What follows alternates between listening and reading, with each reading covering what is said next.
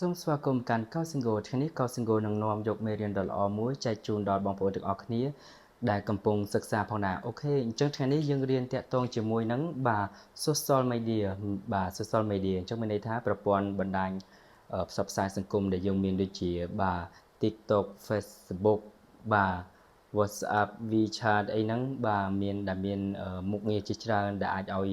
អ្នកលេងមានការ like comment share បាទឬក៏ update អ្វីផ្សេងៗផងដែរអូខេអញ្ចឹងថ្ងៃនេះយើងមកជួបនឹងពាក្យទាំងអស់នេះទាំងអស់គ្នាអូខេអញ្ចឹងបាទប្រព័ន្ធបណ្ដាញផ្សព្វផ្សាយសង្គមបាទគឺយើងអានថា social media បាទ social media អូខេអញ្ចឹងថ្ងៃនេះពាក្យទី1របស់យើងគឺទៀនច័ន្ទទៀនច័ន្ទទៀនច័ន្ទអញ្ចឹងទៀនច័ន្ទមានន័យថា like ណាអ្នកនរគ្នាយើងឲ្យមេដៃបាទមិត្តភ័ក្តិយើងគាត់ផុសរូបស្អាតឬក៏ comment ល្អៗអញ្ចឹងទៅយើងឲ្យមេដៃគាត់បាទមានន័យថាយើងចូលចិត្តអូខេអញ្ចឹងមកចាប់ផ្ដើមប្រកបជាមួយខ្ញុំទាំងអស់គ្នាអូខេតើអៀនទៀនសំឡេងទី3ទៀនជឿអានចាន់សំឡេងទី4ច័ន្ទទៀនច័ន្ទទៀនច័ន្ទអូខេទៀនច័ន្ទមានន័យថា like ណាអ្នកទាំងអស់គ្នា like បាទមានន័យថាយើងចូលចិត្តអូខេពាក្យទី2គឺគាន់ជុគាន់ជុគាន់ជុបាទគាន់ជុមានន័យថា follow ឬក៏តាមបាទមានន័យថាយើងចង់ follow account បាទ idol របស់យើងគឺយើងចង់តាមដានសកម្មភាពរបស់គាត់នៅតាម TikTok អីយើងចុច follow ទៅ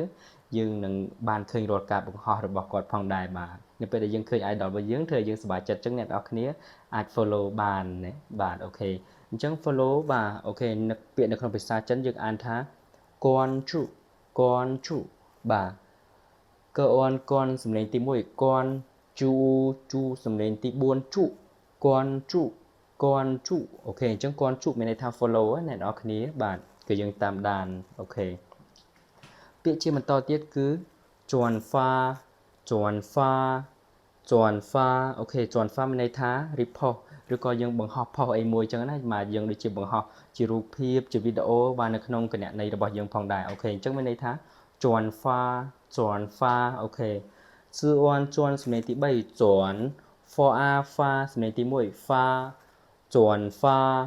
ជាន់ហ្វាអូខេអញ្ចឹងជាន់ហ្វាមានន័យថាបង្ហោះណាអ្នកនរគ្នា repost បាទអូខេពាក្យជាបន្តទៀតបាទនេះអ្នកនរគ្នាប្រកាសជាចូលចិត្តលេង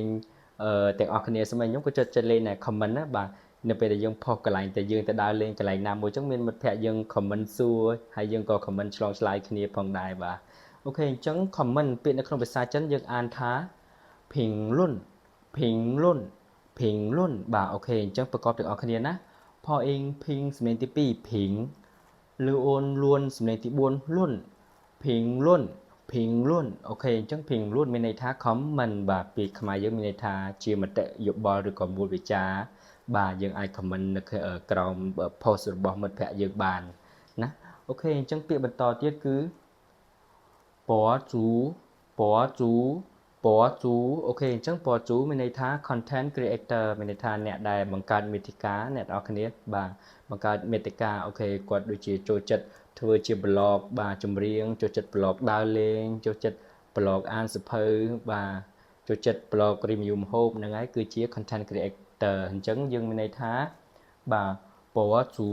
ពណ៌ជូអូខេប្រកបជាមួយខ្ញុំទាំងអស់គ្នាណាពអពសំឡេងទី2ពជូអ៊ូជូសំឡេងទី3ជូពជូពជូពជូអូខេអញ្ចឹងពជូមានន័យថា content creator បាទអ្នកបង្កើតមាតិកាអូខេអញ្ចឹងពាក្យមួយចុងក្រោយរបស់យើងមេរៀនពាក់ព័ន្ធជាមួយនឹងបណ្ដាញសង្គមនេះគឺកឹងស៊ីនកឹងស៊ីនកឹងស៊ីនមានន័យថា update អូខេ update មានន័យថាupdate អ្វីដែលថ្មីនៅពេលដែលយើងជួបនៅហេតុការណ៍ភ្លាមគឺយើងចាប់ផ្ដើមធ្វើការ update នៅសកម្មភាពថ្មីបាទហ្នឹងគឺupdate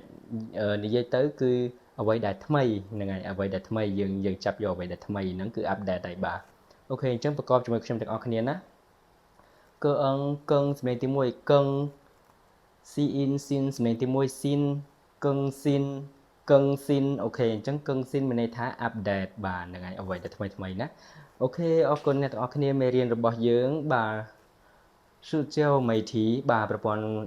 ផ្សព្វផ្សាយសង្គមយើងមកដល់ទីបញ្ចប់ហើយថ្ងៃនេះអូខេអញ្ចឹងអ្នកទាំងអស់គ្នាកុំភ្លេចមានប៊ិចសភៅ note ចូលក្នុង notebook របស់អ្នកទាំងអស់គ្នាផងដើម្បីធ្វើការចងចាំបានយូរផងដែរណាអ្នកទាំងអស់គ្នាអូខេជួបគ្នានៅវីដេអូក្រោយមេរៀនល្អៗជាបន្តទៀតបាទបាយបាយ